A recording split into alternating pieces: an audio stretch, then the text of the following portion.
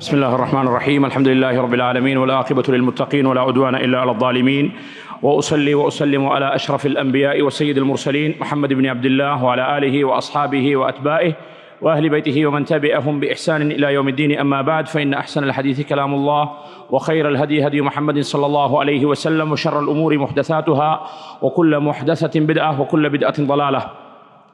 أما بعد. இரண்டாவது பாடம் நோன்பை விடுவதற்கு அனுமதிக்கப்பட்ட காரணங்களும் நோன்பை முறிக்கக்கூடிய காரியங்களும். இந்த பாடத்தில் இரண்டு சட்ட விளக்கங்கள் உள்ளன. முதல் சட்ட விளக்கம், ரமலான் மாதத்தில் நோன்பை விடுவதற்கு அனுமதிக்கப்பட்ட காரணங்கள். பின்வரும் தகுந்த காரணங்களில் ஒரு காரணம் இருந்தால் ரமலானில் நோன்பை விடுவது அனுமதிக்கப்பட்டதாகும். ஒன்று, நோய் மற்றும் முதுமை. தனது நோய் குணமாகிவிடும் என்ற நம்பிக்கையில் உள்ள நோயாளி நோன்பை விட்டுவிடலாம். பிறகு சுகம் பெற்றவுடன் விடுபட்ட நாள்களில் கணக்கிட்டு அந்த நோன்புகளை மற்ற மாதத்தில் நோக்க வேண்டும். அல்லாஹ் கூறுகிறான், யார் உங்களில் நோயாளியாக இருப்பாரோ அல்லது பயணத்தில் இருப்பாரோ அவர் தான் விட்ட நோன்புகளை வேறு நாட்களில் கணக்கிட்டு நோன்பு வைத்துக் கொள்ளவும். அல் குர்ஆன் 2வது அத்தியாயம் 184வது வசனம். நோய் இருப்பதுடன் நோன்பு நோற்றால் மிகுந்த சிரமம் ஏற்படும் என்று இருந்தால் மட்டும் நோன்பை விடுவதற்கு அனுமதி வழங்கப்படும். தனது நோய் குணமாகாது என்ற நிலையில் உள்ள நோயாளியும் வயது முதிர்வால் நோன்பு வைக்க முடியாமல் போன பலவீனமான வயோதிகரும் நோன்பை விட்டு விடுவார்கள். அவர்கள் நோன்பை கலா செய்ய வேண்டிய அவசியம் இல்லை. மாறாக அவர்கள் ஒவ்வொரு நோன்புக்கும் பதிலாக ஃபித்யா பரிகாரம் கொடுக்க வேண்டும். அதாவது ஒவ்வொரு நாளின் நோன்புக்காகவும் ஓர் ஏழைக்கு உணவளிக்க வேண்டும். ஏனெனில் இஸ்லாமின் ஆரம்ப காலத்தில் நோன்பு கடமையாக்கப்பட்ட போது நோன்பு வைப்பதில் சலுகை இருந்தது. விரும்பியவர் நோன்பு நோக்கலாம். நோன்பு வைப்பதை சிரமமாக கருதுபவர் நோன்பை விட்டுவிட்டு அதற்கு பதிலாக ஒவ்வொரு நோன்புக்கும் பதிலாக ஓர் ஏழைக்கு உணவளித்துக் கொள்ளலாம். பிறகு அந்த சலுகை ரத்து செய்யப்பட்டுவிட்டது. ஆகவே அறவே நோன்பு வைக்க முடியாத நிலையில் ஒருவருக்கு ஏற்பட்டுவிட்டால் அத்தகைய பலவீனமான நேரத்தில் ஓர் ஏழைக்கு உணவளித்தல் என்பது நோன்புக்கு பதிலாக இருக்கும் என்பதை புரிய முடிகிறது. இமாம் புகாரி ரஹ்மத்துல்லாஹி அலைஹி அவர்கள் கூறுகிறார்கள், வயது முதிர்ந்த பெரியவர் நோன்பு வைக்க சக்தி பெறவில்லை என்றால் அவர் ஒவ்வொரு நாள் நோன்புக்கு பகரமாக ஓர் ஏழைக்கு உணவளிக்க வேண்டும். ஏனெனில் அனஸ் ரலியல்லாஹு அன்ஹு அவர்கள் தனது முதிர்ந்த வயதில் ஓர் ஆண்டு அல்லது 2 ஆண்டுகள் இப்படிதான் செய்தார்கள். நோன்பு வைக்க முடியாமல் போனதற்காக ஒவ்வொரு நாளின் நோன்பிற்காகவும் ஓர் ஏழைக்கு ரொட்டியையும் இறைச்சியையும் சமைத்து உணவளித்தார்கள். ஆகவே நோய் அல்லது வயது முதிர்வால் முற்றிலும் பலவீனமடைந்து இனி நோன்பு வைக்கும் அளவிற்கு உடல் வலிமை பெற மாட்டோம் என்ற நிலையில் உள்ளவர்கள் நோன்பை விட்டுவிட்டு ஒவ்வொரு நாள் நோன்புக்கும் பதிலாக கோதுமை அல்லது பேரிச்சம்பழம் அல்லது அரிசி அல்லது உள்ளூரில் உணவாக எடுத்துக்கொள்ளப்படுகின்ற தானியம் எதுவோ அதிலிருந்து அரை சாவ் ஏழைகளுக்கு கொடுக்க வேண்டும். ஒரு சாவ் என்பது 2.25 கிலோ ஆகும். ஆகவே அரை சாவ் என்பது ஏறக்குறைய 1 கிலோ 125 கிராம் ஆகும். ஒரு நோயாளி தனக்கு முடியாமல் இருந்தும் முயற்சி எடுத்து நோன்பு வைத்தால் அவருடைய நோன்பு சரியாகிவிடும். அந்த நோன்பு அவருக்கு போதுமானதாகவும் ஆகிவிடும். ஹைர், அல்ஹம்துலில்லாஹி ரப்பில் ஆலமீன். இந்த தலைப்பு, அதாவது நோன்பை விடுவதற்கு அனுமதிக்கப்பட்டவர்களில் முதலாவது தரத்தினர்கள் தான் அங்கே சொல்லப்பட்டிருக்கின்றது. நோயாளிகள், அதே போன்று முதுமையின் காரணமாக நோன்பு பிடிக்க முடியாதவர்கள். இவர்களிலே பல சாரார் இருக்கின்றார்கள். இதை நீங்கள் படித்து பார்த்துருக்கீங்க. இதிலே சில நோயாளிகள் இருக்கின்றார்கள், அவர்களுடைய நோய் தீராத நோய். இப்போ சில டயபெட்டிஸ் பேஷண்ட்ஸ் இருக்கிறாங்க, ஹை லெவல் சுகரில் இருக்கக்கூடியவர்களுக்கு அவர்களுக்கு நோன்பு பிடிக்கவே முடியாது. இன்னும் சில நோயாளிகள் இருக்கின்றார்கள், அவர்களுக்கு வைத்தியருடைய ஆலோசனைப்படி அவர்களுக்கு நோன்பு பிடிக்க முடியாது. தீராத நோயினால் பீடிக்கப்பட்டவர்களுக்கு நோன்பு கடமை கிடையாது. அதற்கு பதிலாக அவர்கள் என்ன செய்வார்கள், ஒரு ஏழைக்கு ஒரு நாளைக்கு உணவளிப்பார். அந்த உணவளிக்கக்கூடிய முறையை பொறுத்தவரையில் இங்கே விளக்கமாக சொல்லப்படாவிட்டாலும் என்ன செய்கிறது, அதாவது உதாரணமாக வயது முதிர்ந்த ஒரு தாய் தந்தை இருக்கின்றார்கள் வீட்டிலே, அவர்களுக்கு நோன்பு பிடிக்க முடியாது என்பது ஏற்கனவே முடிவாகிவிட்டது என்று சொன்னால், அந்த ரமலான் மாதத்துடைய 29 அல்லது 30 நாட்களுக்குரிய உணவை அப்படியே தயார்படுத்தி ஒரே நாளையிலே ஒரு 30 ஏழைகளுக்கு உணவாக கொடுத்து விடவும் முடியும். அல்லது அதை பிரித்து 5 நாட்களுக்கு 5 பேர்களுக்கு ஒரு 6 நாட்களுக்கு கொடுக்கலாம், 6 பேருக்கு 5 நாட்களை கொடுக்கலாம். அது சஹர் உணவாக இருக்கலாம், இஃப்தாருடைய உணவாக இருக்கலாம். ஏதாவது ஒரு முறையிலே ஒரு ஏழைக்கு ஒரு வேளை உணவு என்ற அடிப்படையில் அந்த 30 நாட்களுக்கும் உரிய அந்த உணவை கொடுத்து விட வேண்டும். இது தீராத நோயிலே இருக்கக்கூடியவர்கள். இன்னும் சிலர் இருக்கின்றார்கள், அவர்களுடைய நோய் தற்காலிகமான நோய். அப்போ உதாரணமாக ஒருத்தர் நோன்பு வைத்திருக்கின்றார், அவருக்கு இடையிலே ஒரு நோய் ஏற்படுகின்றது, ஒரு ஆபரேஷன் காரணமாக அல்லது ஏதாவது ஒரு திடீர் ஒரு நோய் ஏற்பட்டு விடுகின்றது என்று சொன்னால் அவர் அந்த விடுபட்ட நாட்களை கணக்கு வைத்தே கலா செய்து கொள்ள வேண்டும். அவருடைய நோய் தீர்ந்துவிடும். டெம்பரரியான ஒரு நோயாளியாக இருக்கிறார் என்று சொன்னால் அவர் அந்த நோன்பை பிடித்து வருகின்றார். 10 நாள் நோன்பு பிடித்ததற்கு பின்னால் ஒரு வாரத்துக்கு அவருக்கு நோன்பு பிடிக்க முடியாத நிலை ஏற்படுகின்றது என்று சொன்னால் அந்த நோன்பை அவருக்கு கைவிடுவதற்கு அனுமதி இருக்கின்றது. அதற்கு பின்னால் ரமதான் கழிந்ததற்கு பின்னால் அந்த நோன்பை அவர் கலா செய்து கொள்ள வேண்டும். இதே 2வது தரத்திலே உள்ளவர். இன்னும் சில நோயாளிகள் இருக்கின்றார்கள், அவர்களுக்கே ஒரு சில நாட்கள் நோன்பு பிடிக்கலாம். இப்போ சில தீராத நோய்களிலே சில நோயாளிகள் இருக்கிறாங்க, அவங்களுக்கு ஒரு நாள் விட்டு ஒரு நாள் நோன்பு பிடிக்கலாம், தொடர்ந்து பிடிக்க முடியாது. இப்படியான நோயாளிகளாக இருந்தால் அவருக்கு விடுபடக்கூடிய நாளுக்கு ஒரு ஏழைக்கு உணவும் பிடிக்கக்கூடிய நாள் அவருடைய நோன்பாகவும் செல்லும். உதாரணமாக ரமதானில் 15 நாட்கள் நோன்பு பிடிக்கின்றார், 15 நாள் நோன்பு பிடிக்க முடியாது. இவர் தீராத நோயாளியாக இருக்கிறாரு, அந்த நோயை சுமந்து கொண்டு ஒரு 15 நாட்களுக்கு நோன்பு பிடிக்கிறார் என்றிருந்தால் அந்த 15 நாளுடைய நோன்பும் செல்லும். அதே நேரத்திலே விடுபட்ட அந்த 15 நாட்களுக்காக வேண்டி அவர் என்ன செய்ய வேண்டும், ஒரு ஏழைக்கு ஒரு நாள் என்ற அடிப்படையில் உணவளிக்க வேண்டும். அந்த உணவை பொறுத்தவரையில் அதை அரிசாக கொடுத்து விடலாம் அல்லது சமைத்தே அதாவது உணவாகவும் கொடுத்து விடலாம். அந்த நாங்கள் சாதாரணமாக ஹஜ்ஜி பெருநாளைக்கான ஜக்காத்துல் ஃபித்ர் கொடுக்குறோம் அல்லவா, ஜக்காத்துல் ஃபித்ர் சுமாராக 2.5 கிலோ, இங்கே 3 கிலோவாக அதை அறிமுகப்படுத்தி இருக்கிறாங்க. அதில் பாதி அரை சாவு என்று சொன்னால் இங்கே கணக்கு போட்டிருக்கிறாங்க 2.5 கிலோவில் இருந்து அல்லது 2.25 கிலோவில் இருந்து அதனுடைய பாதி. அப்போ 1 கிலோவும் 125 கிராம் அளவிலான அந்த அரிசை அவர் என்ன செய்வது, ஒரு ஏழைக்கு உணவாக கொடுத்து விட்டால் அவர் அந்த குற்ற பரிகாரத்தை நிறைவு செய்தவராக, அந்த நோன்பை விட்டதற்கான பரிகாரத்தை அவர் நிறைவேற்றினவராக கருதப்படுகின்றார். இது 1வது தரத்திலே உள்ளவர். அப்போ நோய் அல்லது முதுமையின் காரணமாக நோன்பு விடுவதற்கு குர்ஆனிலே நேரடியாக அல்லாஹ் தஆலா அனுமதி வழங்கி இருக்கின்றான். ஃபமன் கான மின்கும் மரீதன் அவ் அலா சஃபரின் ஃபஇத்தத்தும் மின் அய்யாமின் உஹர். 2வது பயணம். நோன்பை விடுவதற்கு அனுமதி உள்ள காரணங்களில் ஒன்று பயணமாகும். ஒருவர் ரமலானில் பயணம் செய்தால் நோன்பை விட்டுவிட்டு வேறு நாட்களில் அந்த நோன்பை கலா செய்து கொள்ளலாம்.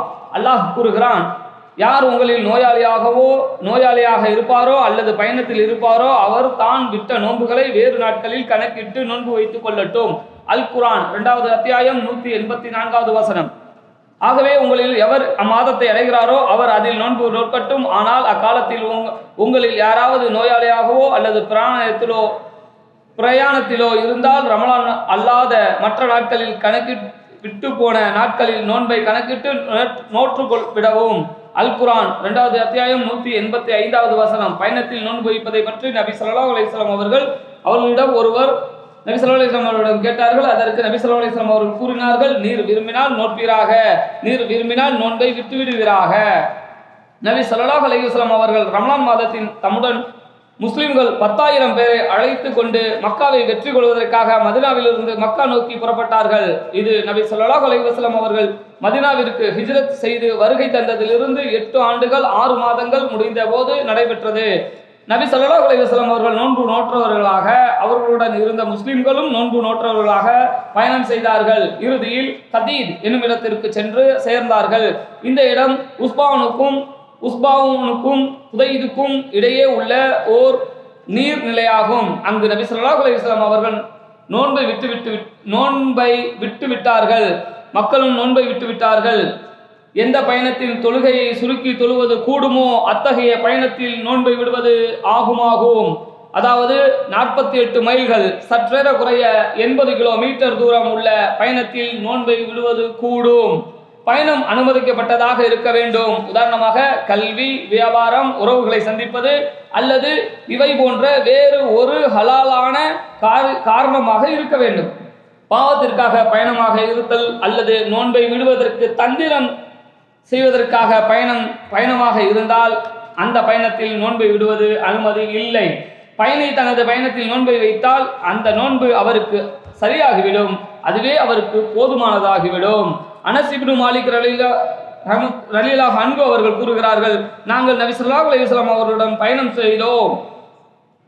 செய்வோம். நோன்பு வைக்காத நபரை நோன்பாளி குறை கூற மாட்டார், அவ்வாறே நோன்பாளியை நோன்பு வைக்காதவர் குறை கூற மாட்டார்.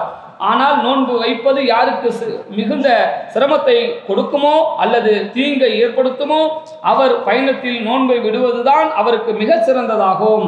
இந்த நேரத்தில் அவர் தனக்குள்ள சலுகையை பயன்படுத்துவதுதான் ஏற்றதாகும். ஒரு சமயத்தில் ரசூலுல்லாஹி ஸல்லல்லாஹு அலைஹி வஸல்லம் அவர்கள் பயணத்தில் இருந்தார்கள். அப்போது மக்கள் கூட்டத்தையும் ஒருவர் நிழலில் வைக்கப்பட்டிருப்பதையும் பார்த்து இவருக்கு என்ன ஆனது என்று கேட்டார்கள். இவர் நோன்பாளி என்று மக்கள் கூறினார்கள். பயணத்தில் நோன்பு வைப்பது நன்மைகளில் உள்ளதல்ல என்று ரசூலுல்லாஹி ஸல்லல்லாஹு அலைஹி வஸல்லம் அவர்கள் கூறினார்கள். இரண்டாவது அம்சம், நோன்பை விடுவதற்கே அனுமதிக்கப்பட்ட காரியங்களில் இரண்டாவது அம்சம் பயணம். அதையும் குர்ஆனிலே அல்லாஹு தஆலா தெளிவாக சொல்லியிருக்கிறான். ஃபமன் கான மின்கும் மரீதன் அவ் அலா சஃபர், உங்களில் யார் நோயாளியாக இருக்கின்றாரோ அல்லது பயணத்தில் இருக்கின்றாரோ ஃபஇத்தத்தும் மின் ஐயாமின் உஹர், அந்த நோன்பை அவர் விட்டுவிட்டு அந்த விடுபட்ட நாட்களை கணக்கு வைத்து பின்னால் கலா செய்து கொள்ள வேண்டும் என்று தெளிவாக அல்லாஹு தஆலா நோன்புடைய சட்டம் பற்றி பேசக்கூடிய நேரத்தில் சொல்லுகின்றான். ஆகவே இந்த பயணியை பொறுத்தவரையில் பயணத்திலே பல தரப்பட்டவர்கள் இருக்கின்றார்கள். இதிலே சுருக்கமாக சொல்லியிருக்கிறார்கள். பயணத்திலே சில பயணிகள் இருக்கின்றார்கள், அவர்களுக்கு அந்த பயணத்திலே நோன்பு வைப்பதே சற்று சிரமம். பயணம் என்று சொன்னாலே கித்அத்தும் மினல் அதாப், நபியர்கள் சொன்னார்கள் அஸ்ஸஃபரு கித்அத்தும் மினல் அதாப், பயணம் என்பது வேதனையில் ஒரு பகுதி என்று சொன்னார்கள். ஆகவே பயணம் என்பதிலே சிரமம் இருக்கின்றது. எவ்வளோ சொகுசான வாகனங்களில் நாங்கள் பயணித்தாலும் பயணத்துக்கென ஒரு சிரமம் இருக்கின்றது, ஒரு மன உளைச்சல் இருக்கின்றது. ஆகவே இந்த சிரமம் இருக்கின்றது. ஆனால் அவருக்கு அந்த பயணத்தினால கஷ்டம் சிரமம் இருக்கின்றது, அதனால் எந்த தீங்கும் வருவதில்லை. நோன்பு நோற்றால் பயணத்துக்கென்ற சிரமம் இருக்கின்றது, ஆனால் அதனால் உடல்நிலைக்கு எந்த கேடும் ஏற்படாத நிலையில் இருக்கின்றார் என்று சொன்னால் இவருக்கு நோன்பை விடுவது அதே நேரத்திலே பிடிப்பது இரண்டு ஒன்று தான். ஆனால் விடுவதே சிறந்தது. இன்னும் ஒரு சாரார் இருக்கின்றார், அவருக்கு என்ன செய்கின்றது, அந்த நோன்பின் மூலமாக அவர் சிரமப்படுகின்றார். உடல்நிலைக்கு அவருக்கே பயணத்துடைய சிரமத்துடன் சேர்ந்தே அவருக்கு உடல்நிலைக்கும் சிரமம் ஏற்படும், ஏதாவது நோய்வாய்ப்பட்டு விடுவார் என்ற அச்சம் இருந்தால் இவர் பயணத்திலே நோன்பு நோக்கக்கூடாது. மூன்றாவது சிலர்கள் இருக்கின்றார்கள், அவர்களுக்கு பயணத்தில் நோன்பு பிடிப்பது இலகுவானது, அதை பின்னால் கலா செய்வது சிரமமானது. இல்லைங்களா? இல்லை, இதாக முக்கியமான பாயிண்ட். நோன்பை நான் இந்த கடமையை ரமலானிலே நான் பிடித்து தீர்த்து விட்டேன் என்று சொன்னால் எனக்கு சேஃப்டி. இதில் நான் விடுபட்டது என்று சொன்னால் என்னுடைய பின்னால் இருக்கக்கூடிய ஜோலிகளின் காரணமாக இந்த நோன்பை கலா செய்ய முடியாமல் போய்விடுமோ என்று அஞ்சுகின்றார். பின்னால் கலா செய்வது அவருக்கு சிரமம். இப்படிப்பட்ட ஒரு நபரை பொறுத்தவரையில் அவர் அந்த பயணத்திலே நோன்பை பிடித்து அந்த கடமையை அவர் நிறைவு செய்து கொள்வது சிறந்தது. ஏன்னா அவர் விடுபட்டால் பின்னால் பிடிப்பது அவருக்கே சிரமமாக போய்விடுமோ என்று பயப்படுகின்றார். ஆனால் இவருக்கு எந்த சிரமமும் இல்லை, பயணத்தில் நோன்பு பிடிப்பதில் எந்த சிரமமும் இல்லை. ரமலானில் ஆளோட ஆளாக சேர்ந்து நோன்பு பிடிக்கலாம். ஆனால் ரமலான் முடிந்ததற்கு பின்னால், அப்படி சில பேர் இருக்குல்லவா, ரமலான் முடிந்ததற்கு பின்னால் தனியாக நோன்பு பிடிக்கிறது கொஞ்சம் அவருக்கு சிரமம் நினைக்கின்றார். இவர் அந்த நோன்பை பயணத்திலே பிடிப்பதே நல்லது. அதே போன்று இன்னும் சில சாரார் இருக்கின்றார்கள், பயணத்திலே இவரே நோன்பை விட்டால் அந்த பயணத்துடைய நோக்கத்தை இவருக்கு சரியாக நிறைவேற்றலாம். உதாரணமாக புனித போருக்காக பயணம் செய்திருக்கின்றார். இப்போ ஜிஹாதில் நோன்புடன் ஜிஹாத் செய்யலாமா? முடியாது. நபி அவர்கள் மக்கா வெற்றியுடைய நேரத்திலே நோன்பை என்ன செய்தார்கள்? முறித்து கொண்டார்கள். அதே போன்றுதான் எங்களுக்கு அடிக்கடி வரக்கூடிய ஒரு கேள்வி, ரமலானுடைய காலத்திலே உம்ரா செய்யக்கூடியவர்கள், ரமலானுடைய காலத்திலே உம்ரா பயணத்துக்காக செல்லக்கூடியவர்கள், அவர்கள் பயணத்திலே இருக்கின்றார்கள், அவர்களுக்கு நோன்பு கடமை இல்லை, பயணிக்கு நோன்பு கடமை இல்லை. ஆகவே இவர் சாப்பிட்டு குடிச்சு நல்ல தெம்போட ஸ்ட்ராங்காக இருந்தால் இவருக்கு நல்ல முறையில் தவாஃபை சையை முறையாக செய்யலாம் என்று தோன்றுகின்றது. இவருடைய நிலையிலே இவர் நோன்பை விடுவதுதான் சிறந்தது. நோன்பை பிடித்துக்கொண்டு அற தூக்கத்தில் அப்படி என்ன செய்யறது, அசதியோட அவசரமாக போய் தவாஃப செய்ய இவ்வளோ நீண்ட பயணத்தை மேற்கொண்டு சென்றே அதாவது ஓட்டமும் நடையுமாக அந்த தவாஃப் செய்ய செஞ்சுட்டு உம்ராவை முடிச்சுட்டு வர்றதை விட கொஞ்சம் நல்ல ஒரு மனோநிலையில் உற்சாகமாக இவருக்கு அதாவது தவாஃபை செய்யை செய்யலாம் என்று இவருக்கு தோன்றுகின்றது. ஆனால் நோன்புடன் செய்ய முடியாதுன்னு சொன்னால் நோன்பை முறித்துவிட்டு செய்வதே சிறந்தது. அல்லது அந்த உம்ராவை அவர் பிற்படுத்தி இரவு நேரத்தில் இஃப்தாருக்கு பின்னால் செய்து கொள்ளலாம். இது அடிக்கடி வரக்கூடிய ஒரு பிரச்சனை. சில பேர் நினைக்கிறாங்க போன கையோட மக்காவுக்கு போய் சேர்ந்த வேகத்திலேயே உம்ராவை செய்து முடிச்சிடணும். இன்னும் சில பேர் நினைக்கிறாங்க, சோர்களே இங்கே தலைப்பில் சொல்லித்தான் ஆக வேண்டும், இன்னும் சில பேர் நினைக்கிறாங்க ரமலானில் ஒரு உம்ரா என்று சொன்னால் நோன்பாளியாக இருந்து கொண்டு அந்த உம்ராவை செய்ய வேண்டும் என்று. இல்லை, ரமலான் என்று சொன்னால் பிறை தென்பட்டதில் இருந்து ஷவ்வால் பிறை தென்படும் வரைக்கும் உள்ள அந்த நேரத்தில், அது இரவுலையே இருக்கலாம், பகல் நேரத்தில் இருக்கலாம், நோன்பாளியாக இருக்கலாம், நோன்பு திறந்த நேரத்தில் இருக்கலாம், எந்த நேரத்திலேயாவது அந்த உம்ராவை செய்தால் ஹஜ்ஜுடைய நன்மை பின்னால் வரும், அல்லது நபியுடன் ஹஜ் செய்த நன்மை அவருக்கு கிடைக்கும். ஆகவே முக்கியமாக விளங்கணும், பயணத்திலே அவருடைய நோக்கம், அவர் சென்ற அந்த நோக்கத்தை சரிவர நிறைவேற்ற முடியாது நோன்பாளியாக இருந்து கொண்டே.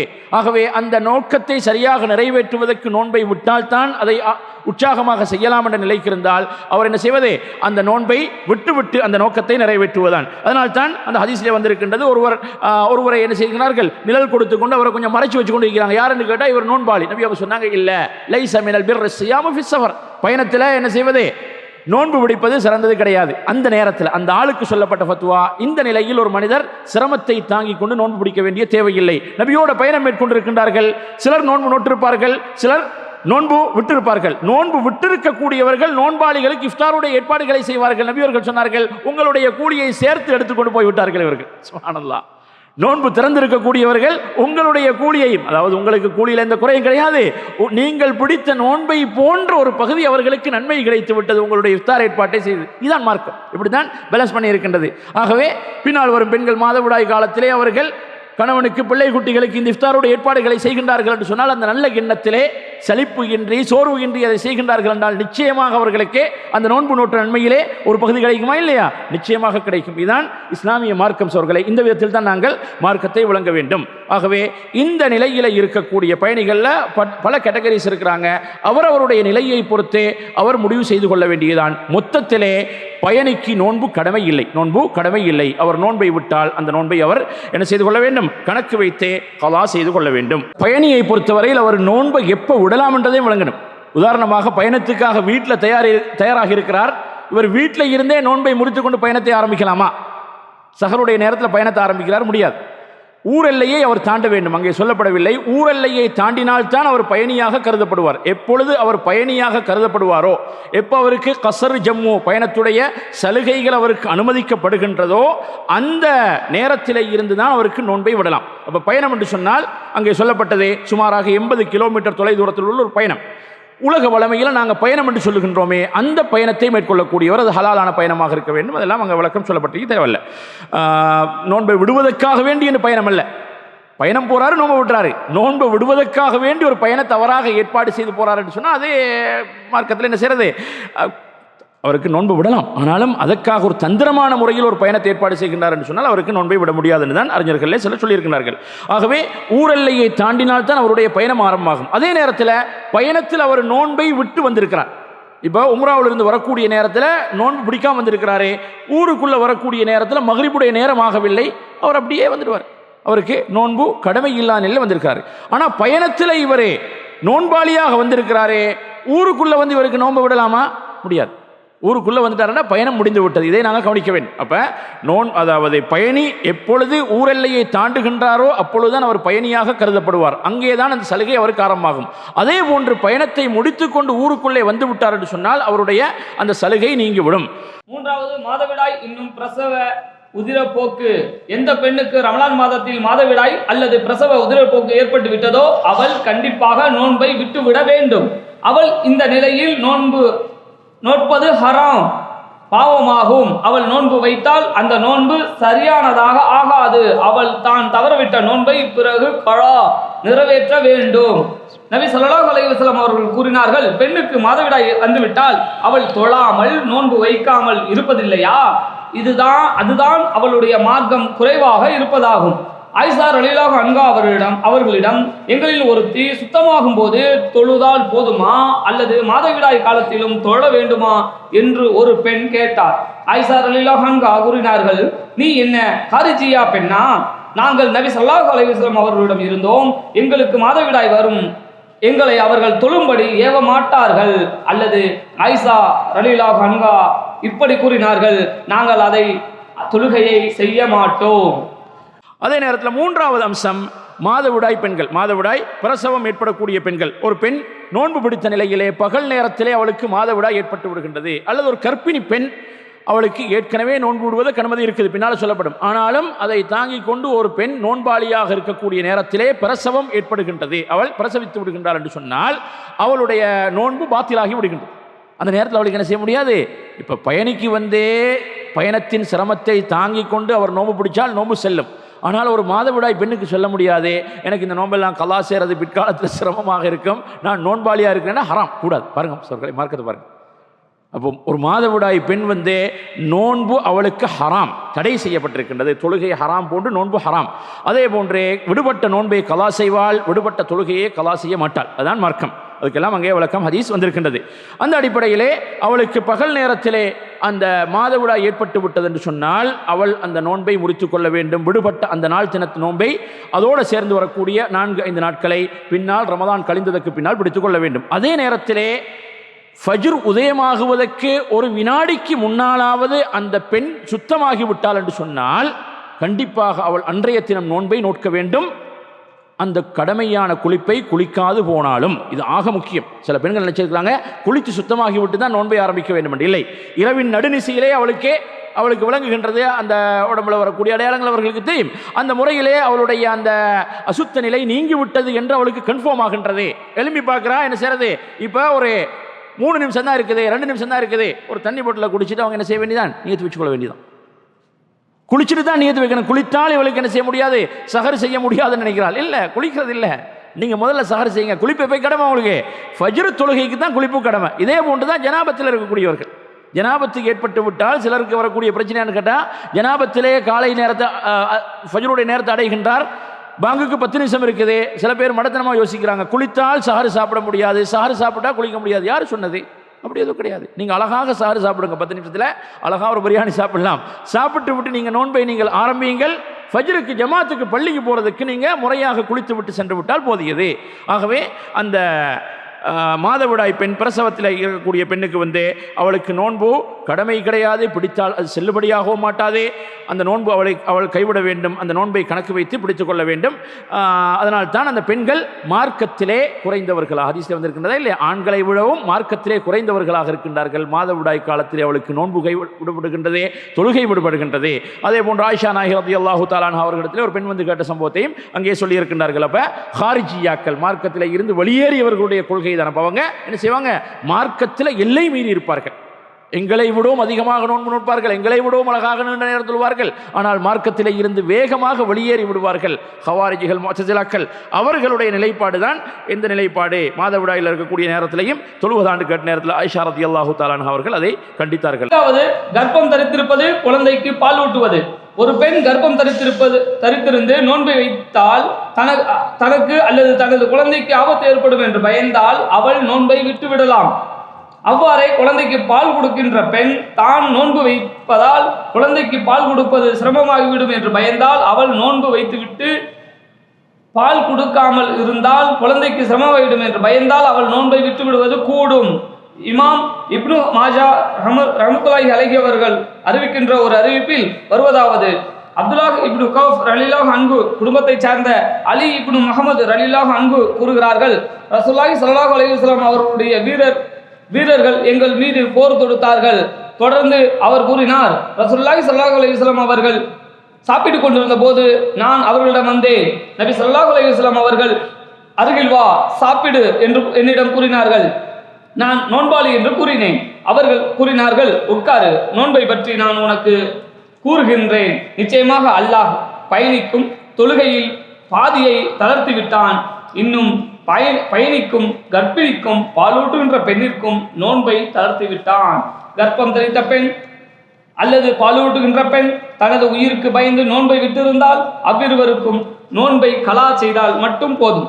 குழந்தையின் உயிருக்கு பயந்து நோன்பை விட்டிருந்தால் நோன்பை கலாவும் செய்ய வேண்டும்.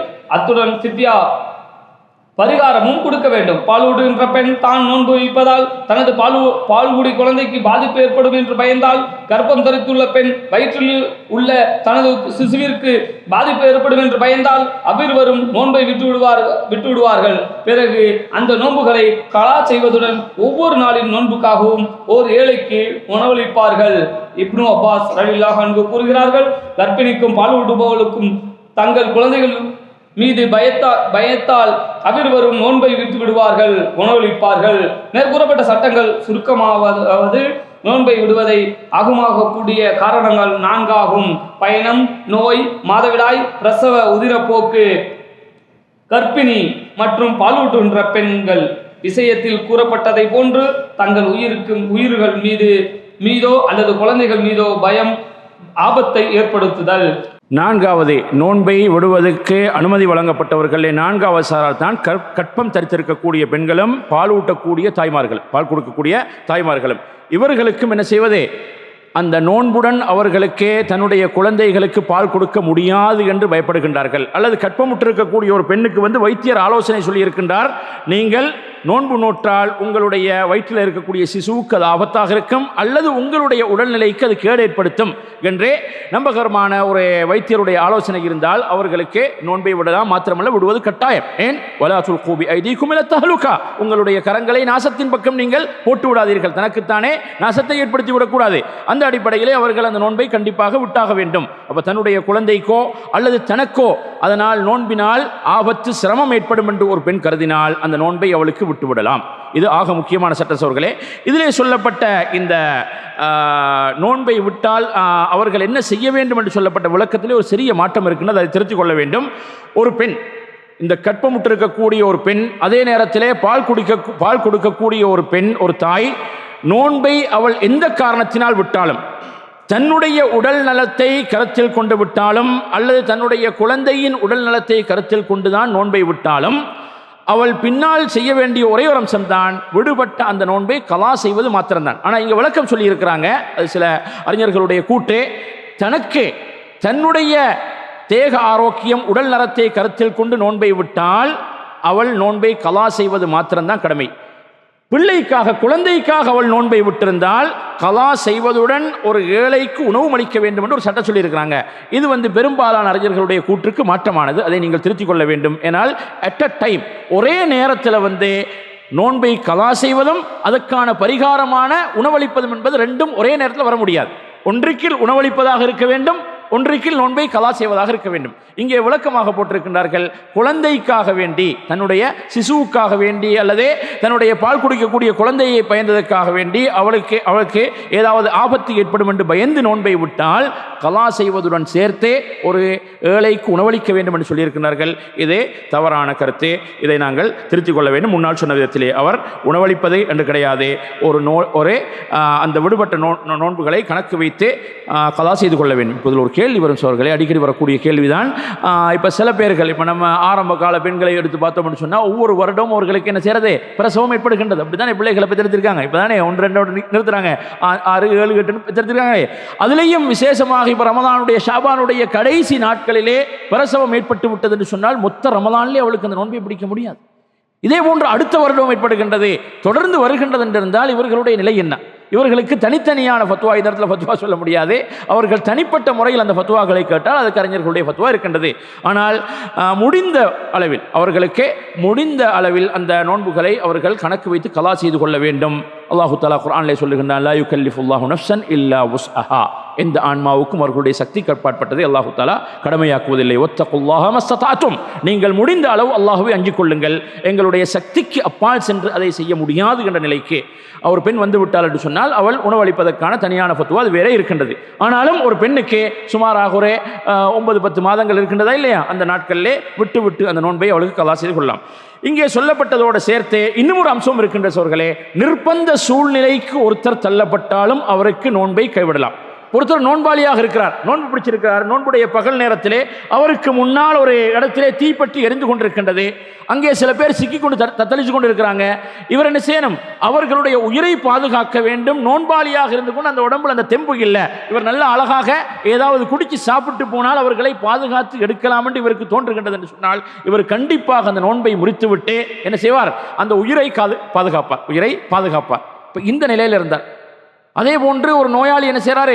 சிரமப்பட்டு கொண்டிருக்கிறார், அவருக்கு இரத்தம் கொடுக்க வேண்டி இருக்கின்றது, அவருடைய உயிரை பாதுகாக்க வேண்டும் என்று சொன்னால் இரத்தத்தை கொடுத்து அவருடைய உயிரை பாதுகாக்கலாம். இரத்தம் கொடுத்தால் நோன்பு முறிந்துவிடும் பின்னால் சொல்லப்படும். ஆகவே இந்த முறையிலே என்ன செய்வது? மார்க்கத்தை நாங்கள் விளங்கிக் கொள்ள வேண்டும். இங்கே சாராம்சம் சொல்லப்பட்டிருக்கின்றது, நோன்பு விடுவதற்கு அனுமதிக்கப்பட்டவர்கள் அப்போ நோயாளிகள், அதே நேரத்திலே பயணிகள், வயோதிகர்கள், அதே போன்றே என்ன செய்யறது? மாதவிடாய் பிரசவம் ஏற்பட்டவர்கள், கர்ப்பிணி தாய்மார்கள், அதே நேரத்திலே பால் கொடுக்கக்கூடிய தாய்மார்கள், அதே போன்று நிர்பந்த நிலைக்கு ஆளானவர்.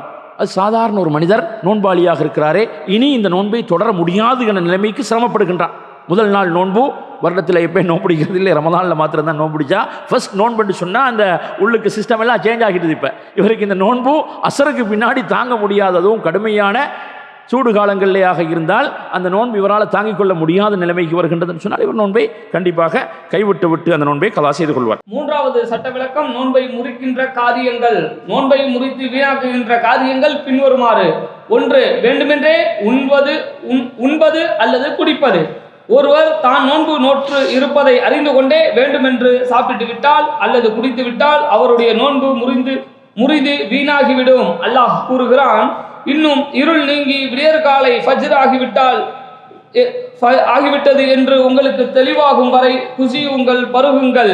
கிழக்கு வெளுத்த பின்பிலிருந்து இரவு ஆரம்பமாகும் வரை மேலே கூறியவற்றை தவிர்த்து நோன்பை முழுமையாக்குங்கள். அல் குர்ஆன் 2வது அத்தியாயம் 187வது வசனம்.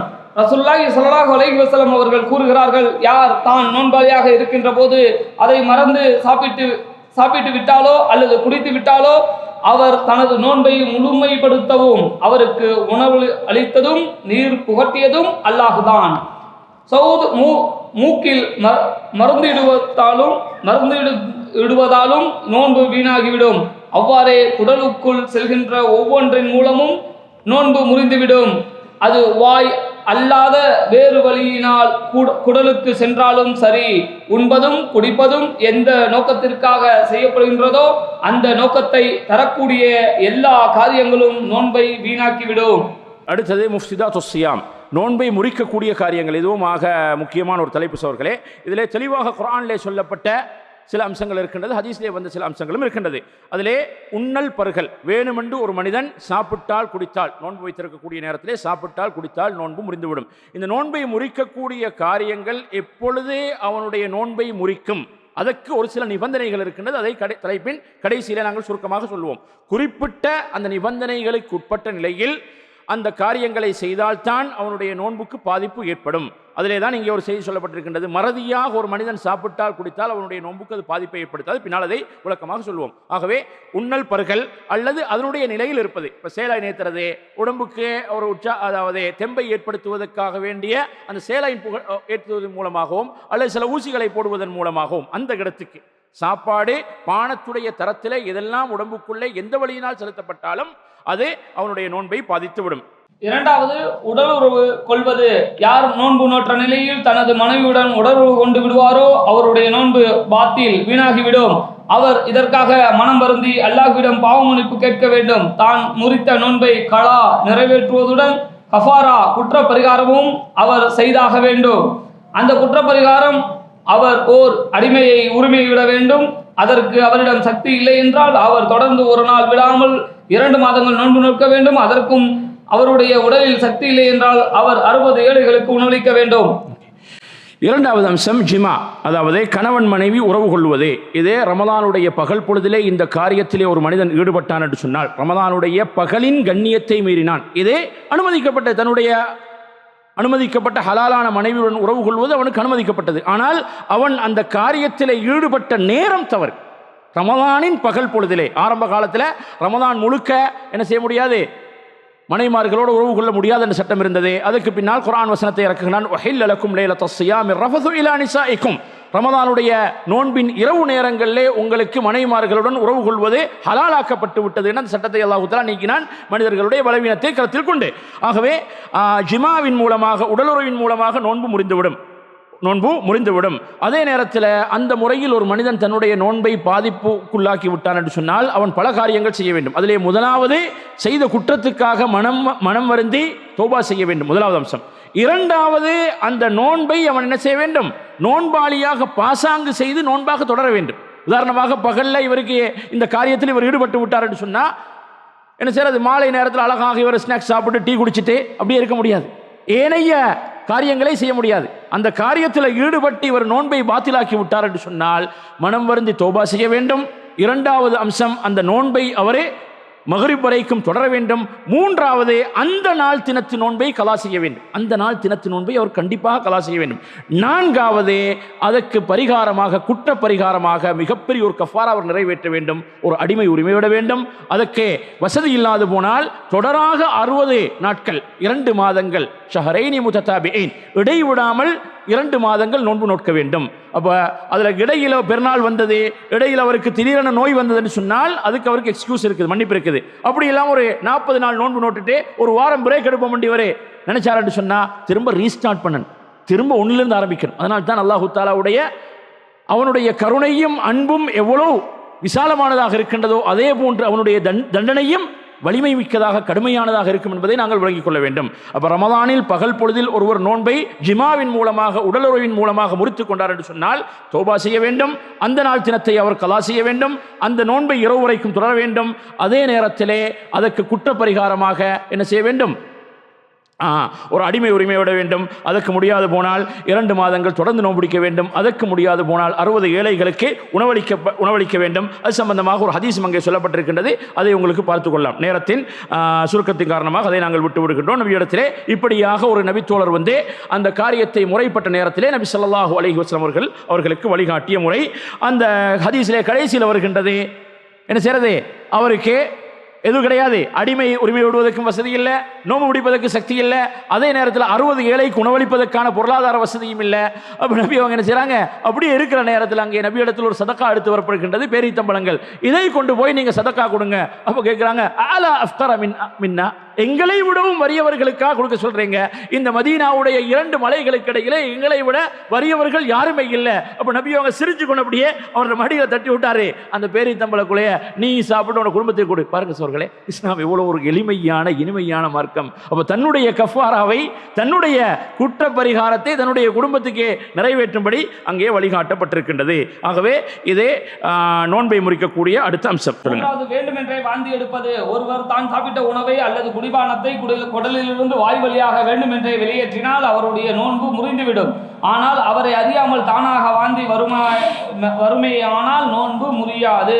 நபி ஸல்லல்லாஹு அலைஹி வஸல்லம் அவர்கள் யாருக்கு வாந்தி தானாக வந்ததோ அவர் மீது நோன்பு கலா செய்ய அவசியமில்லை. யார் வேண்டுமென்றே வாந்தி எடுப்பாரோ அவர் நோன்பை கலா செய்யட்டும். நபி ஸல்லல்லாஹு அலைஹி வஸல்லம் அவர்கள் கூறினார்கள், யாருக்கு வாந்தி தானாக வந்ததோ அவர் மீது நோன்பை கலா செய்ய அவசியமில்லை. யார் வேண்டுமென்றே வாந்தி எடுப்பாரோ அவர் நோன்பை கலா செய்யட்டும். மூன்றாவது அம்சம், வேணுமென்று ஒரு மனிதன் வாந்தி எடுக்கிறது. வேணுமென்று வாந்தி எடுக்க வேண்டிய ஒரு நிலை ஏற்பட்டால், விக்கல், இவருக்கு அந்த என்ன செய்கிறது, எப்படியாவது உள்ளே இருக்கக்கூடிய சாப்பாட்டை வெளியே அனுப்பணும் என்று சொல்லக்கூடிய நிர்பந்த நிலை ஏற்பட்டால் அவர் என்ன செய்வார்? நோன்பை முறித்தே அந்த வாந்தியை வெளியேற்றுவார். தன்னை மீறி வாந்தி வந்து விட்டது என்று சொன்னால் அந்த ஹதீஸிலே விளக்கம் சொல்லப்பட்டிருக்கின்றது. அதனால் அவருடைய நோன்புக்கு எந்த பாதிப்பும் ஏற்படாது. ஆனால் அந்த வந்த வாந்தியுடைய எல்லா பகுதிகளையும் துப்பி முழுமையாக வெளியேற்றிவிட்டு வாயை சுத்தப்படுத்திக் கொள்ள வேண்டும். அந்த வாந்தியாக வந்ததில் ஏதாவது ஒரு பகுதி மீண்டும் உடலுக்குள்ளே சென்றால் அவருடைய நோன்பு முறிந்துவிடும் என்பதையும் கவனித்துக் கொள்ள வேண்டும். 4வது ஹிஜாமா, ரத்தம் குத்தி எடுப்பது. அதாவது நரம்புகள் அல்லாமல் தோலிலிருந்து இரத்தத்தை வெளியேற்றுவது ஹிஜாமா எனப்படும். ஒருவர் நோன்பு நோற்ற நிலையில் ஹிஜாமா செய்தால் அவருடைய நோன்பு முறிந்துவிடும். ரத்தம் குத்தி எடுத்தவரும் எடுக்கப்பட்டவரும் நோன்பை முறித்து விடுவார் என்று நபி ஸல்லல்லாஹு அலைஹி வஸல்லம் அவர்கள் கூறினார்கள். ஒருவர் வாயினால் உறிஞ்சாமல் ஒரு கருவியினால் ஒருவருக்கு ரத்தம் குத்தி எடுத்தால் அப்பொழுது எடுத்தவருடைய நோன்பு முறியாது. யாரின் உடலிலிருந்து ரத்தம் வெளியேற்றப்பட்டதோ அவருடைய நோன்புதான் முறிந்துவிடும். அல்லாஹ் மிக அறிந்தவன். ரத்தம் குத்தி எடுப்பதற்கு உள்ள சட்டம்தான் இரத்த தானம் செய்வதற்கும். ஆகவே இரத்த தானம் செய்வதற்காக நரம்புகளில் இருந்து ஒருவர் ரத்தம் எடுத்தாலும் அவருடைய நோன்பு வீணாகிவிடும். ஒருவருக்கு காயத்திலிருந்து ரத்தம் வெளியேறிவிட்டால் அல்லது பல் கலட்டப்பட்டால் அல்லது மூக்கு உடைந்ததால் ரத்தம் வெளியேறினால் அது நோன்பை பாதிக்காது. ஏனெனில் இது ஹிஜாமா அல்ல, இன்னும் ஹிஜாமாவை போன்றதும் அல்ல. ஹிஜாமா என்று சொல்லக்கூடிய இரத்தம் குத்தி எடுப்பதன் மூலமாகவும் நோன்பு முறிந்துவிடும். இதை நபி ஸல்லல்லாஹு அலைஹி வஸல்லம் அவர்கள் சொன்னார்கள், அஃப்தர் அல் ஹாஜிம் வல் மஹ்ஜூம். அந்த இரத்தம் குத்தி எடுக்கக்கூடியவனுடைய நோன்பும் குத்தி எடுக்கப்பட்டவனுடைய நோன்பும் முறிந்துவிடும். ஏன்னா அந்த பழங்காலத்தில் வந்து வாயை வைத்து உறிந்து தான் எடுப்பார்கள். அந்த முறையில் எடுத்தால் அவருடைய உடம்புக்குள்ளேயும் அந்த ஹிஜாமா செய்யப்படக்கூடியவர் இருவருக்கும் அந்த நோன்புக்கு பாதிப்பு ஏற்படும். அப்படி இல்லாமல் ஏதாவது கருவியை வைத்து அதை இன்றைக்கு இருக்கக்கூடிய நவீன முறைகள் எடுத்தாங்கன்னு சொன்னால் அந்த ஹிஜாமா செய்யப்பட்டவருடைய நோன்பு தான் முறியும். அப்போ இதில் இருந்து என்ன விளங்குகின்றது என்று சொன்னால், பெரிய அளவிலே உடம்பில் இருந்து இரத்தம் வெளியாகி விட்டது என்று சொன்னால் நோன்பு முறிந்துவிடும். இப்போ இதில் உள்ளதா இரத்த தானம் செய்கிறது. அப்படியான பிளட் டொனேட் பண்ண வேண்டிய நிலை ஏற்பட்டது என்று சொன்னால் இரவு நேரங்களிலே அதை செய்து கொள்ள வேண்டியது. ஆனால் நிர்பந்த நேரத்தில் யாருமே இல்லை. ஏற்கனவே சொன்னதை போன்று ஒரு நோயாளி உயிரோடு போராடி கொண்டிருக்கிறாரே, இப்போ நான் ஒருத்தர் தான் இருக்கிறேன் அவருக்கு இரத்தம் கொடுக்கிறதுக்கே, அப்போ நான் என்ன செய்யணும்? கண்டிப்பாக என்னுடைய நோன்பை முறித்து அந்த நோயாளிக்கு இரத்தத்தை கொடுத்து அவருடைய உயிரை பாதுகாத்தே நான் இந்த நோன்பை கலா செய்து கொள்ளலாம். இதான் அதனுடைய சுருக்கமாக இருக்கின்றது. 5வது மாதவிடாய் இன்னும் பிரசவ உதிரப்போக்கு. ஒரு பெண் தனது மாதவிடாய் இரத்தத்தை அல்லது பிரசவ உதிரப்போக்கை பார்த்துவிட்டால் அவளுடைய நோன்பு முறிந்துவிடும். அவள் அந்த நோன்புகளை கலா நிறைவேற்ற வேண்டும். நபி ஸல்லல்லாஹு அலைஹி வஸல்லம் அவர்கள் கூறினார்கள், பெண்ணுக்கு மாதவிடாய் வந்துவிட்டால் அவள் தொழாமல் நோன்பு வைக்காமல் இருப்பதில்லையா? 6வது நோன்பை விடுகிறேன் என்று மனதில் எண்ணம் வைப்பது. நோன்பு திறப்பதற்குரிய நேரம் வருவதற்கு முன்னர் ஒருவர் தனது மனதில் நான் நோன்பை விடுவதாக எண்ணிவிட்டால் அவருடைய நோன்பு முறிந்துவிடும். அவர் நோன்பை முறிக்கக்கூடிய காரியத்தை செயலால் செய்யவில்லை என்றாலும் சரி, ஏனெனில் நிய்யத் எண்ணம் என்பது நோன்பின் 2 ருக்குனுகளில் ஒன்றாகும். ஆகவே யார் நோன்பை விட வேண்டும் என்ற நாட்டத்தில் வேண்டுமென்றே தனது நிய்யத்தை முறித்து விடுவாரோ அவருடைய நோன்பும் முறிந்துவிடும். 7வது மதம் மாறுவது. நோன்பாளி ஒருவர் இஸ்லாமிய மார்க்கத்தை விட்டு வெளியேறிவிட்டால் அவருடைய நோன்பு முறிந்துவிடும். ஏனெனில் மதம் மாறுவது வணக்க வழிபாடுகளுக்கு முரணானதாகும். அவர் மீண்டும் இஸ்லாமிய மார்க்கத்தை ஏற்றுக்கொண்டால் அந்த நோன்பை அவர் கலா நிறைவேற்ற வேண்டும் என்று அல்லாஹ் கூறுகிறான். நபியே, நீர் நினைவைத்தால் உமது அமல்கள் நிச்சயமாக அழிந்துவிடும். அல் குர்ஆன் 39வது வசனம், அத்தியாயம் 65வது வசனம். 5வது, 6வது, 7வது காரியங்கள், நோன்பை முறிக்கக்கூடிய காரியங்களே மாதவிடாய் ஏற்படுவது, பிரசவ உதிரப்போக்கு ஏற்படுவது, அதை நாங்கள் பார்த்திருக்கின்றோம். 6வது அம்சம் தான் நோன்பை விடுகின்றேன் என்ற ஒரு மனிதன் மனதினால் எண்ணம் வைப்பது. அது எந்த இபாதத்தாக இருந்தாலும் சரி, தொழுகையில் இருந்து கொண்டு தொழுகையை நான் முறித்து விடுகின்றேன் என்று எண்ணம் கொண்டால் அந்த தொழுகை பாத்திலாகிவிடும். இப்போ இன்னமல் அமாலு பின்னியாத், செயல்கள் அனைத்தும் எண்ணங்களை பொறுத்திருக்கின்றதே. ஆகவே நோன்பை சும்மா நினைக்கிறார், இன்றைய கொஞ்சம் நோன்பை அப்படி அல்ல, உறுதியாக நினைக்கிறார். நோன்பு சிரமமாக இருக்கின்றது என்று தோண்டினா மாத்திரமல்ல, இந்த நோன்பை விட்டுடுவோம், இனி இந்த நோன்பை தொடர முடியாது, எனக்கே தேவையில்ல என்று நினைச்சால் அவருடைய நோன்பு முறிந்துவிடும். அவர் எதையும் நோன்பை முறிக்கக்கூடிய ஏனைய காரியங்கள், உண்ணல் பருகல் போன்ற விடயங்களை செய்யாது போனாலும் அவருடைய நோன்பு முறிந்துவிடும். அடுத்தது மதம் மாறுவது. ஒரு மனிதர் அல்லாஹ் பாதுகாக்க முர்த்ததாகி விட்டார் என்று சொன்னால் அவருடைய அமல் பாத்திலாகி விடுகின்றது. அவருடைய எண்ணம் அங்கே நியத் அவருக்கு இல்லாமல் போய்விடுகின்றது, அவருடைய நோன்பு முறிந்து விடுகின்றது. ஏற்கனவே சொன்னதை போன்றே இந்த முன்னால் சொல்லப்பட்ட அம்சங்களின் மூலமாக ஒரு மனிதனுடைய நோன்பு முறிவதற்கு சில நிபந்தனைகள் அங்கே சொல்லப்பட்டிருக்கின்றது. இங்கே குறிக்கப்படாவிட்டாலும் அது ஆக முக்கியமான பாயிண்ட். அதிலே முதலாவது நிபந்தனை சகோதரர்களே, இந்த அம்சம் என்னுடைய நோன்பை முறிக்கும் என்பதை அவன் அறிந்திருக்க வேண்டும். இது விசேஷமாக யாருக்கு தேவைப்படும் என்று சொன்னால், ஒருத்தர் புதிதாக இஸ்லாத்துக்கு வருகின்றார். ரமதானுடைய நோன்புக்கு ஓரிரு நாட்களுக்கு முன்னால் ஒரு சகோதரர் இஸ்லாத்துக்கு வருகின்றார், மாற்று மதத்தவர். அவர் இஸ்லாத்துக்கு வந்ததும் அவருடைய இந்து மதத்திலேயோ அல்லது பௌத்த மதத்திலேயோ விரதம் என்று அவங்க வச்சிருக்கிறாங்க. விரதம் என்று சொன்னால் அவங்க சில குறிப்பிட்ட உணவுகளை சாப்பிடக்கூடாது, அவர்களுக்கு ஸ்வீட் சாப்பிடலாம், இன்னும் சில சாப்பாடுகளை சாப்பிடலாம்னு நினைச்சு வச்சிருக்காங்க. அல்லது பானங்களை உட்கொள்ளலாம், அவர்களுக்கு உணவைத்தான் சாப்பிட முடியாது. இப்போ இந்த நிலையில் இவர் ரமதானுடைய நோன்பை அடைகின்றார். இவருக்கு யாரும் சட்டத்தை சொல்லிக் கொடுக்கவில்லை. இவர் என்ன செய்கிறாரு? ஒரு 4-5 நாட்கள் நோன்பு நோட்டிருக்கிறாரு. அவருடைய மதத்திலே விரதம் இருப்பதை போன்று நோன்பு நோட்டிருக்கிறார். இவருடைய நோன்புக்கு பாதிப்பு இருக்குதா? பாதிப்பில்லை. ஒரு 5 நாளைக்கு பின்னாடி ஒரு முஸ்லீம் சகோதரர் கண்டே அவர் சாப்பிட்டு கொண்டிருக்கிறப்ப சொல்லாரு, என்னப்பா இல்லை நான் விரதம் இருக்கின்றேன், இல்லை எங்களுடைய விரதம் நாங்கள் நோன்பு நோட்பதுன்னு சொன்னால் இதுதான் என்று சொல்லி அவருக்கு சட்டம் சொல்லிக் கொடுக்கப்படுகின்றது. ஆகவே தெரியாமல் ஒரு மனிதன் நோன்பை முறிக்கக்கூடிய காரியத்தை செய்திருந்தால் அவனுக்கே அந்த நோன்புக்கு பாதிப்பு கிடையாது. அதே போன்று மறதியாக, ஏற்கனவே சொன்னதை போன்று ஒரு மனிதன் மறதியாக சாப்பிட்டு விட்டான், குடித்து விட்டான், அதுக்கு நடைமுறை உதாரணம் நாங்கள் அடிக்கடி சொல்லி இருக்கின்றோம். எங்களுடைய நாடுகளிலே மாற்று மதத்தவர்களோட கலந்து அரச அதாவது வேலை தலங்களிலே தொழில் புரியக்கூடியவர்கள், அவர்களுடைய ரொட்டேஷன் லைஃப், காலையில் அவர்கள் வேலைக்கு போய் உட்காருவாங்க. அவங்க ஒரு பிரேக் டைமில் அவங்களோட ஒவ்வொருத்தரோட டேபிளில் ஒரு சாண்ட்விச்சையும் ஒரு டீயையும் கொண்டு வந்து வைப்பாங்க. இவரும் வளமை போன்று நோன்பாளியாக இருக்கிறாரே, எல்லா பேரும் பக்கத்தில் உள்ள எல்லா பேருமே இந்து மத சகோதரர்கள், அவங்க எல்லாரும் சாப்பிட்டு குடிச்சு கொண்டு இருக்கிறாங்க. இவரும் ஒரு சாண்ட்விச் எடுத்து ஒரு கடி கடிச்சிட்டு பிளேன் டீ எடுத்து ஒரு குடி குடிக்கிறாரு. பக்கத்தில் தூரத்தில் இருக்கக்கூடிய ஒரு இந்து சகோதரர் சொல்றாரு, ஐயா நீங்கள் விரதம் அல்லவா? அப்பதான் ஞாபகம் இருக்குது, ஆமா இன்னைக்கு நோன்பு அல்லவா. இப்போ இந்த ஹதீஸ் இவருக்கு தெரிந்திருந்தால் நபி அவங்க சொல்றாங்க, உங்களில் யாராவது மறந்து சாப்பிட்டால் குடித்தால் அவர் நோன்பை தொடரட்டும். அவருக்கு சாப்பாட்டையும் பானத்தையும் கொடுத்தவன் அல்லாஹ், அல்லாஹுடைய பிளஸிங், கிஃப்ட். அது இப்போ இந்த ஹதீஸ் இவருக்கு தெரியாட்டி ஆஹா உள்ள போய்விட்டதல்லவா, நோன்பு முறிந்து விட்டது என்று சொல்லி இவர் என்ன செய்றாரு, மீண்டும் ஒரு கடியும் ஒரு குடியும் குடிச்சாருன்னு சொன்னால் நோன்பு முறிஞ்சிடும். பாருங்க சோர்களே, இப்போ ஃபிக்ஹுடைய உலகத்தை பாருங்க. இந்த ஹதீஸை வழங்கினதுனால, இந்த பாடத்தை படித்ததுனால இந்த நிலை எங்களுக்கு ஏற்பட்டால் நாங்கள் மனசை திருப்திப்படுத்திக் கொள்ள வேண்டும். அல்லாஹுடைய கிஃப்ட் எனக்கு கிடைச்சது, ஆகவே என்னுடைய நோன்புக்கு எந்த பாதிப்பும் இல்லை. மறதியாக செய்தால் அந்த நோன்பு முறிய மாட்டாது, மறதியாக செய்தால் முறிய மாட்டாது. மூன்றாவது, பலாத்காரமாக அந்த காரியம் செய்தால், ஒருத்தர் ஒரு மாற்று மதத்தை துப்பாக்கியை காட்டி சொல்றான், நீ நோன்பை விடுன்னு சொன்னால் அவர் என்ன செய்வார்? நிர்பந்தமான நிலை, உயிரோடு போராடக்கூடிய நிலை. ஆகவே நிர்பந்தத்துக்கு உயிரை பாதுகாத்துக் கொள்வதற்காகவே நீ நோன்பை விடுகின்றார். ஷிர்க்குடைய வார்த்தையை சொல்லலாமே, குர்ஆனில் அல்லாஹ் தஆலா சொல்லுகின்றானே, ஷிர்க்குடைய வார்த்தையை கூட சொல்ல. நபியை திட்டிய சம்பவம் வருகின்றதா இல்லையா உஸாமா ரலியல்லாஹு தஆலா அவர்களுடைய சம்பவத்தில்? ஆகவே இல்லா மன் உக்ரிஹ வ கல்புஹு முத்மஇன்னும் பில் ஈமான், யார் வலுக்கட்டாயப்படுத்தப்படுகின்றார்களோ அவர்களுக்கு குற்றம் கிடையாது. அவருடைய உள்ளத்தில் ஈமான் வியாபித்து இடம் பிடித்திருக்கும் காலமெல்லாம் ஷிர்க்குடைய வார்த்தையை சொன்னாலும், நபியை ஏசினாலும், அல்லாஹுவை ஏசினாலும் அவருடைய ஈமானுக்கு இந்த பாதிப்பு ஏற்படாது என்றிருந்தால், வணக்க வழிபாடுகளில் அதற்கு ஏராளமாக இடம் இருக்கின்றது. தன்னுடைய உயிரை பாதுகாத்துக் கொள்வதற்காக வேண்டி கொஞ்சம் ஒரு 2 மில்லி குடிச்சார், ஒரு 10 மில்லி குடிச்சாரு, அதோட விட்டுட்டு போயிடும். அவனுடைய நோக்கம் என்ன? உன்னை நோம்பு முறிக்கணும். என்னுடைய மார்க்கம் சொல்லுகின்றது, இதனால் என்னுடைய நோன்புக்கு எந்த பாதிப்பும் ஏற்பட மாட்டாது. ஆகவே இந்த நிபந்தனைகளுக்கு உட்பட்ட நிலை, இந்த நிபந்தனைகளோடு இந்த நோன்பை முறிக்கக்கூடிய காரியங்களை செய்தால்தான் அந்த நோன்பு முறியும். இல்லாது போனால் அந்த நோன்புக்கு பாதிப்பு ஏற்பட மாட்டாது. மூன்றாவது பாடம், நோன்பில் விரும்பத்தக்க காரியங்களும் வெறுக்கப்பட்ட காரியங்களும். இந்த பாடத்தில் 2 சட்ட விளக்கங்கள் உள்ளன. முதலாவது சட்ட விளக்கம், நோன்பில் விரும்பத்தக்க காரியங்கள்.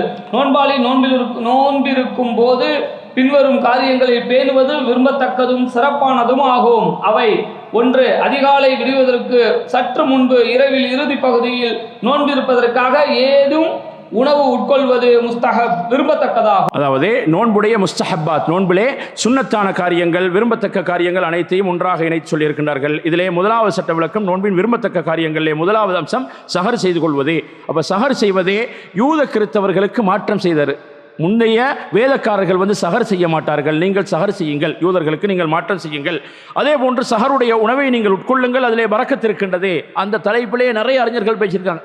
சஹருடைய அந்த நேரத்தில் ஏற்படக்கூடிய பரக்கத் என்று சொன்னால் என்ன? இரவின் பிந்திய பகுதியிலே எழுந்திருந்தே தொழக்கூடிய பாக்கியம் கிடைக்கின்றது, அது ஒரு பரக்கத். அதே போன்றே வபில் அஸ்ஹாரிஹும் யஸ்தக்ஃபிரூன், மூமின்களிலே உண்மையான இறை விசுவாசிகள் சஹர் நேரத்தில் இஸ்திக்ஃபார் செய்வார்கள். அப்போ ஆரம்ப நேரத்திலே சாப்பிட்டு விட்டு தூங்குவதை விடவும் பிந்திய நேரத்திலே நாங்கள் எழுந்திருந்து அந்த சஹருடைய உணவை உட்கொண்டோம் என்று சொன்னால் இஸ்திக்ஃபார் செய்யக்கூடிய பாக்கியம் கிடைக்கின்றது. அதைவிட மேலாக ஃபஜ்ருடைய ஜமாத்துக்கு ஒரு உத்தரவாதம் இருக்குதா இல்லையா? ஃபஜ்ருடைய ஜமாத்துக்கு ஒரு உத்தரவாதம் இருக்கின்றது. இந்த எல்லா பரக்கத்தும் சஹருடைய உணவுல இருக்கின்றது. அதே நேரத்தில் சஹருடைய உணவை தாமதப்படுத்தி சாப்பிடுவதும், நபியோட சஹர் செய்துவிட்டு ஃபஜ்ர் தொழுகைக்காக எழுந்திருக்கின்றார்கள், 50-60 வசனங்கள் ஓதக்கூடிய அந்த இடைவெளி நேரம் தான் இருக்கின்றது. சஹருடைய உணவுக்கும் ஃபஜ்ருடைய தொழுகைக்கும் 50-60 வசனங்கள் ஓதக்கூடிய இடைவெளி தான் இருந்திருக்கின்றது. அப்ப ஆக பிந்திய பகுதியிலே ஃபஜ்ருடைய பாங்கு நெருங்கும் வரைக்கும் உள்ள நேரம் வரைக்கும் சஹரை பிற்படுத்துவதே சுன்னத்தான காரியமாக இருக்கின்றது. அதே போன்று என்ன செய்வது?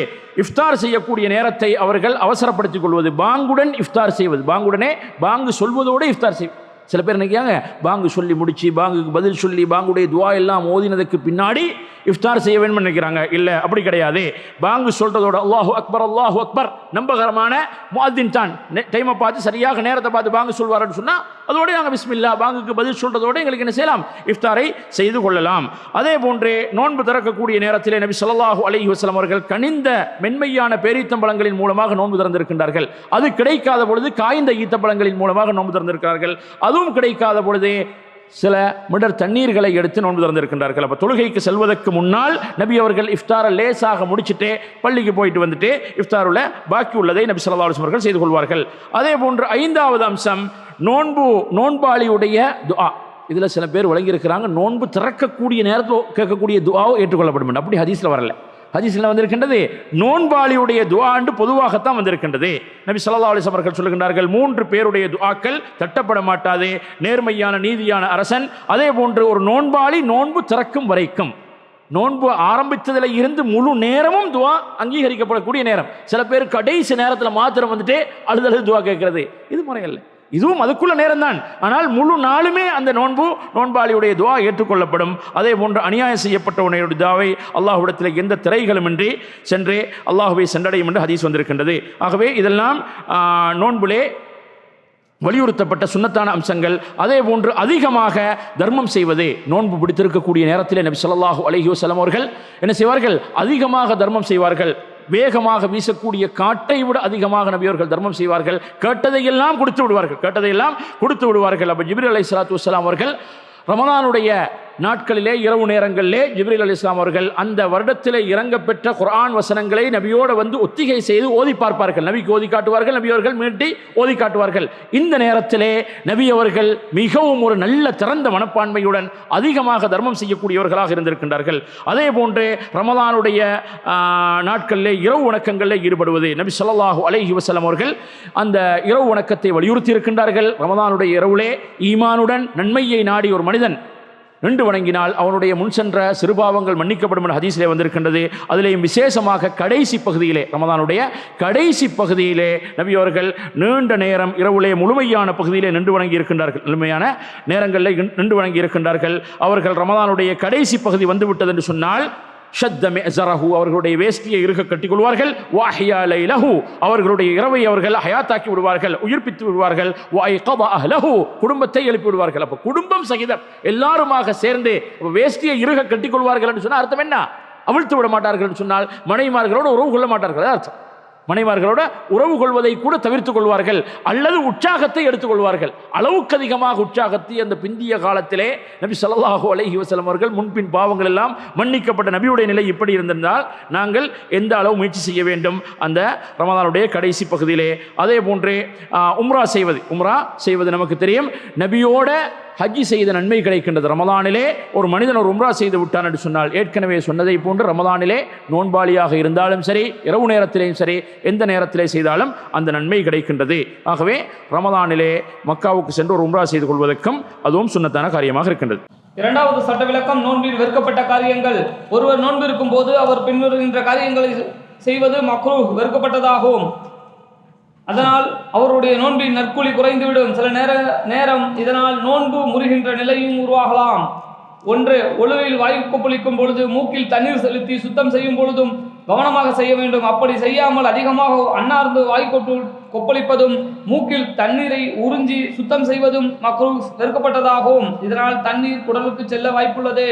நோன்பில் வெறுக்கப்பட்ட காரியங்கள், மக்ரூஹான வெறுக்கப்பட்ட காரியங்களிலே நபி ஸல்லல்லாஹு அலைஹி வஸல்லம் அவர்கள் என்ன சொன்னார்கள்? நீங்கள் உது செய்யக்கூடிய நேரத்திலே நாசிக்கு தண்ணீர் செலுத்துவதிலும் வாயு கொப்பளிப்பதிலும் கடப்பு செய்யுங்கள். அப்போ கொஞ்சம் அதிகமாக செய்யுங்கள். இல்லா அன் தகூன ஸாயிமா, நீங்கள் நோன்பாளியாக இருந்தால் நாசிக்கு தண்ணீர் செலுத்துவதனால் மூக்கு வழியாக உடம்புக்குள்ளே தண்ணீர் சென்று விட்டால் நோன்பு முடிந்துவிடும். அதிலே பகல் நேரங்களில், ரமதானில் நோன்பு பொதுவாக எந்த நோன்பாக இருந்தாலும் நோன்பிலே பகல் நேரங்களிலே நாங்கள் உது செய்யக்கூடிய நேரத்தில் அதில் கவனமாக இருக்க வேண்டும்.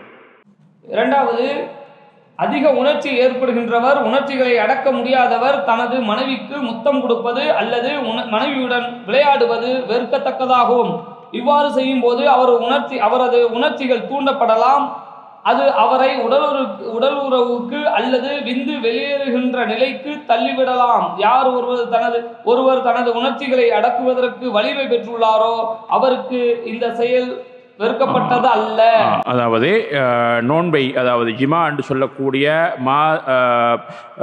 அதாவது ஜிமாவை தூண்டக்கூடிய அம்சங்கள், முத்தம் கொடுத்தல், அதே போன்றே கட்டி அணைத்தல், இது போன்ற காரியங்களிலே ஒரு மனிதன் தவிர்த்து கொள்ள வேண்டும். அது ஒவ்வொருத்தர் வித்தியாசமாகும். நபி ஸல்லல்லாஹு அலைஹி வஸல்லம் அவர்கள் என்ன செய்திருக்கின்றார்கள்? தன்னுடைய மனைவிமார்களை கட்டி அணைத்திருக்கின்றார்கள், முத்தம் கொடுத்திருக்கின்றார்கள். ஆனால் ஆயிஷா ரலியல்லாஹு தஆலா அன்ஹா அவர்கள் சொல்கின்றார்கள், வகான அம்லககும் லிஅர்பிஹ். சுப்ஹானல்லாஹ், நபி அவர்கள் தன்னுடைய உணர்ச்சியை கட்டுப்படுத்தி கூடியவர்களாக இருந்திருக்கின்றார்கள். ஆகவே அந்த நிலையில் ஒரு மனிதர் இருந்தால், அதை தாண்டி செல்ல மாட்டார் என்ற நிலைக்கு இருந்தால் அவரே அதை செய்யலாம். இல்லாத பொழுது அதை தவிர்த்து கொள்ள வேண்டும். இல்லை என்று சொன்னால் அந்த எல்லையை தாண்டி போய்விடுவார். அதில் சில சுவாரஸ்யமான செய்தியெல்லாம் இருக்குது, நேரம் போதாது, அதனுடைய விளக்கங்களை பின்னால் சொல்லலாம். விசேஷமாக ரமதானுடைய இறுதி பகுதிகளில் விடுமுறை செல்லக்கூடியவர்களை கொஞ்சம் கவனமாக இருக்கிற பெச்சுலஸுக்கு. ஓகே. மூன்றாவது, சளியை முழுங்குவது வெறுக்கப்பட்ட செயலாகும். இவ்வாறு முழுங்குவது அதை குடலுக்குள் சேர்த்துவிடும். அத்துடன் அது ஒரு அருவருக்கத்தக்க செயலாகவும் கெடுதியை ஏற்படுத்துகின்ற செயலாகவும் இருக்கின்றது. நான்காவது, அவசியமில்லாமல் உணவை சுவைத்து பார்ப்பது வெறுக்கப்பட்ட செயலாகும். சமையல்காரராக இருப்பவருக்கு அவசியம் ஏற்படாமல் மிக சிறிதளவு சுவைத்து பார்ப்பது கூடும். ஆனால் தான் சுவைக்கின்ற பொருள் தொண்டை வரை சென்று விடாமல் மிக கவனமாக இருக்க வேண்டும். பிறகு உடனே வாயை சுத்தப்படுத்தி விட வேண்டும். அவசியம் இல்லாமல் உணவை சுவைத்து பார்ப்பது. அப்போ ரமதானுடைய பகல் நேரங்களில் உணவை உடம்புக்குள்ளே செல்லாதபடி சுவைத்து பார்ப்பதில் குற்றம் கிடையாது. அப்படி சட்டம் இல்லை என்று சொன்னால் நம்ம எதை சாப்பிட்றது? ரமதானுடைய நாட்களில் நோன்பு இஃப்தாருடைய உணவு எல்லாமே உப்பு இல்லாமல் தான் வரும் பெரும்பாலும், அல்லது உப்பு அதிகமாக இருக்கும். அப்போ லெவலாக வருதுன்னா அர்த்தம் என்ன? அங்கே செஃப்மார்கள் குக்மார்கள்லாம் அது செய்கிறாங்க, மார்க்கத்தில் அனுமதிக்கப்பட்டிருக்கின்றது. அதனால் பெண்கள் யாரும் இதில் சங்கடப்பட வேண்டிய அவசியம் கிடையாது. அளவாக என்ன செய்யலாம், உங்களுக்கு உப்பையோ உரப்பையோ இனிப்பையோ உங்களுக்கு டெஸ்ட் பண்ணி பார்க்குறதுல எந்த பிரச்சனையும் கிடையாது. உடம்புக்குள்ளே செல்லாத வகையிலே அதை செய்து கொண்டால் ஓகே. அப்படி இல்லாமல் தேவையில்லாமல் இந்த காரியங்கள் ஒரு மனிதன் ஈடுபடக்கூடாது.